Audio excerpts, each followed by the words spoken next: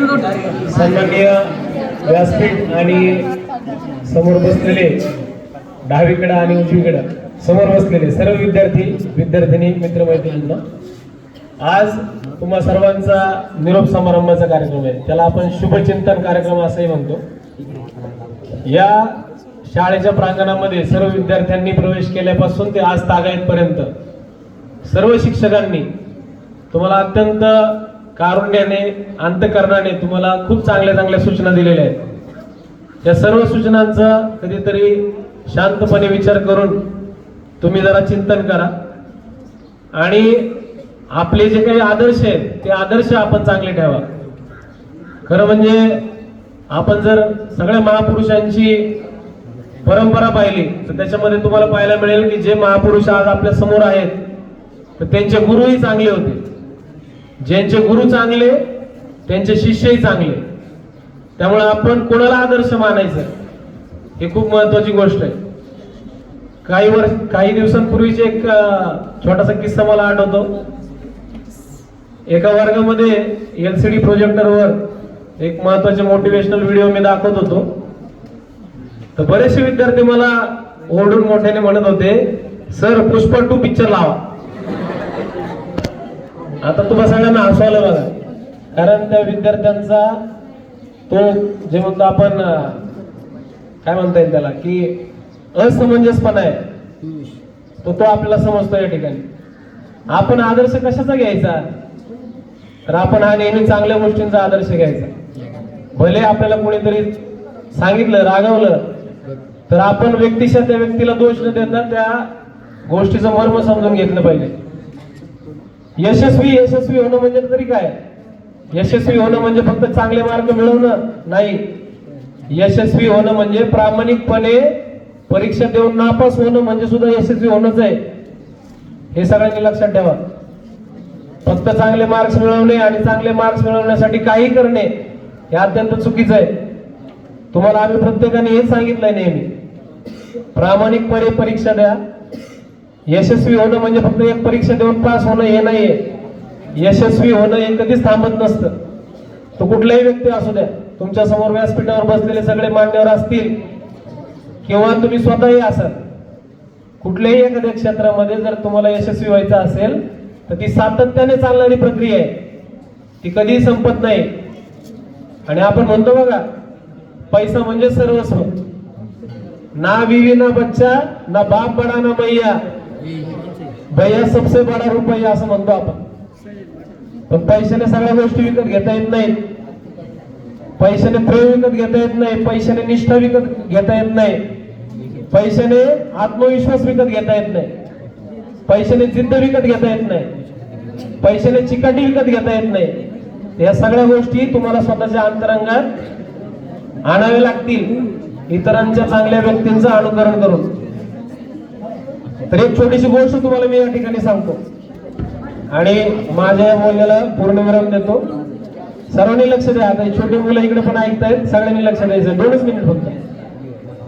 यशस्वी होणं म्हणजे काय, तर यशस्वी होण्यासाठी नक्की काय करायचं, असा एक प्रश्न घेऊन सॉक्रेटिस एका मोठ्या तत्ववेत्त्याचा एक शिष्य त्यांच्याकडे आला आणि त्यांना विचारलं की मला यशस्वी व्हायचंय, मला त्याचा मंत्र सांगा, रहस्य काय त्याचं।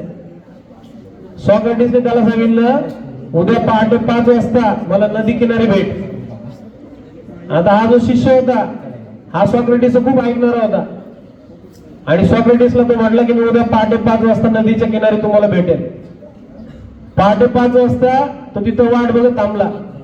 सॉक्रेटिस नेहमीच्या सवयीप्रमाणे सकाळी पहाटे उठून नदीला आंघोळीसाठी चाललेले होते। तो त्यांना सकाळी भेटला आणि म्हटला, सर मला यशस्वी व्हायचं, मला रहस्य सांगा, काय यशस्वी होण्याचं रहस्य काय। तर सॉक्रेटिस त्याला म्हणले, तू फक्त माझ्या मागे चालत राहा। आणि सॉक्रेटिस पुढे चालले पाण्यात, हा पण शिष्य त्यांच्या मागे पाण्यात चालला पुढे।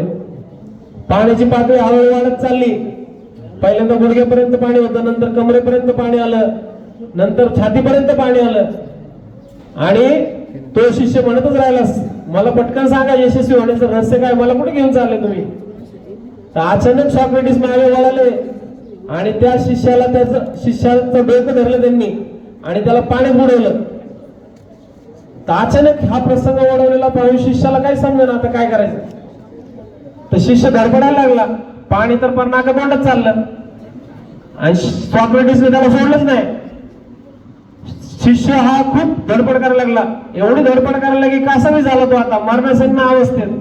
सॉक्रेटिसने पूर्ण ताकदीनिशी त्याचं डोकं पाण्याखाली दाबलं आणि एक वेळ अशी आली की आता शिष्य मरतो का काय असा प्रसंग आला आणि अर्धमेला होत असताना सॉक्रेटिसने त्याला सोडलं आणि तो शिष्य पटकन बाहेर आला आणि एक त्यांनी मोठा श्वास घेतला. सॉक्रेटिसने त्याला विचारलं, मी तुझं डोकं पाण्याखाली दाबलं असताना तू काय केलं नक्की. तर तो शिष्य म्हटला, मी तुमच्याकडं यशस्वी होण्याचं रहस्य मागायला आलो होतो, तर तुम्ही तुम्हाला पाण्यातच बुडवायला चालले. मग सॉक्रेटिसने त्याला सांगितलं, मी तुला तेच सांगतोय, मी तुझं डोकं पाण्याखाली दाबलं याचं कारण म्हणजे तू यशस्वी होण्याचं रहस्य मला विचारलंस, तुझ्यावर डोकं मी तुझं पाण्याखाली दाबलं त्यावेळी तू नक्की काय केलं. तर त्या शिष्याने सांगितलं, मी माझी सर्व शक्ती पणाला लावून माझं डोकं पाण्याच्या वर काढण्याचा प्रयत्न केला. सॉक्रेटिसने सांगितलं, यशस्वी होण्याचं हेच रहस्य आहे, पूर्ण शक्ती पणाला लावून यशस्वी होण्यासाठी प्रयत्न केले पाहिजेत आपण, ना की कुठल्याही चुकीच्या मार्गाने आपण प्रयत्न केले पाहिजे. बघा साधा प्रसंग आहे हा आणि हा प्रसंग आपल्याला खूप काही सांगून जातो. मेहनतीला कुठलाही पर्याय नाही हे लक्षात घ्या आणि ज्याला मेहनत करायची सवय आहे किंवा सवय लावून घ्यायची त्याला यशस्वी होण्यापासून कोणीही रोखू शकत नाही. त्यामुळं या पूर्ण तुमच्या शालेय जीवनामध्ये तुम्हा सर्व विद्यार्थ्यांना आमच्या सर्व शिक्षकांकडून खूप चांगल्या प्रकारे शिकवण्यात आलेलं आहे. आता खरं म्हणजे शिकवणं, शिक्षकांनी शिकवणं, शिक्षक हे शिकवत नसतात, शिक्षक हे शिकवत नसतात तर विद्यार्थी हे शिकत असतात. हे सगळ्यात महत्वाचं लक्षात घ्या. शिक्षक हे सांगतच असतात सगळ्यांना. शिक्षक म्हणजे एक असा नदीचा प्रवाह आहे, ज्ञानाचा प्रवाह वाहतोय, पण त्याच्यामधून आपण किती ज्ञान घ्यायचं हे ज्याचं त्याचं आहे. काही जण कप बरंच पाणी घेतील, काही जण घागर भरून घेतील, काही जण टँकर सारखं पाणी भरून घेतील, ज्याचा त्याचा प्रश्न आहे. त्यामुळे आपण सर्वांनी आपल्या अवतीभोवती असणारे जे ज्ञानाचे स्रोत आहेत, शिक्षक म्हणा किंवा कुठल्याही मीडिया असेल, तर त्याच्यामधून आपण ज्ञान किती घ्यायचं, कुठले सद्गुण आपल्या अंगी घ्यायचे हे आपण ज्याचं त्याने ठरवायचं असतं. त्यामुळे सर्वांना पुढील आयुष्यासाठी आमच्या सर्व शिक्षकांकडून मनापासून खूप खूप शुभेच्छा आहेत. चांगलं आयुष्य जगा, इतर विद्यार्थ्यांप्रमाणेच तुम्ही पण यशस्वी व्हा. खूप तुम्हाला चांगल्या शुभेच्छा आहेत. आपल्या बरोबर स्वतःच्या शाळेचं, शिक्षकांचं नाव चांगलं मोठं करा. तुमच्यामुळे शाळेला आणि तुमच्या कुटुंबाला पुढे आयुष्यात कुठलाही त्रास होणार नाही याचीही काळजी तुम्ही सगळ्यांनी घ्या. परीक्षा या सतत होतच राहणार आहेत, त्यामुळे सर्व विद्यार्थ्यांनी प्रामाणिकपणे परीक्षा देऊन खूप चांगले मार्क मिळवा असं मी तुम्हाला म्हणेलच. पण कमी मार्क पडले तरी सुद्धा जोपर्यंत तुम्हाला चांगलं यशस्वी होत नाही तुम्ही, तोपर्यंत सतत प्रामाणिकपणे प्रयत्न करत राहा. तुमच्या सगळ्यांच्या प्रामाणिक प्रयत्नासाठी आमच्या सर्वांच्या शुभेच्छा कायमस्वरूपी तुम्हाला आहेत, फक्त आज पुरत्या नाही आहेत, कायमस्वरूपी. तुम्ही आयुष्यात कधीही जरी शिक्षकांना भेटलात तरी सुद्धा तुम्हाला चांगलं मार्गदर्शन आमच्या सर्वांकडून मिळेल याची तुम्हा सगळ्यांना ग्वाही देतो मी. आणि मला या ठिकाणी बोलण्याची संधी दिली, तुम्ही सगळ्यांनी शांतपणे माझं ऐकून घेतलं, त्याबद्दल तुम्हा सर्वांचे मनपूर्वक आभार आणि धन्यवाद.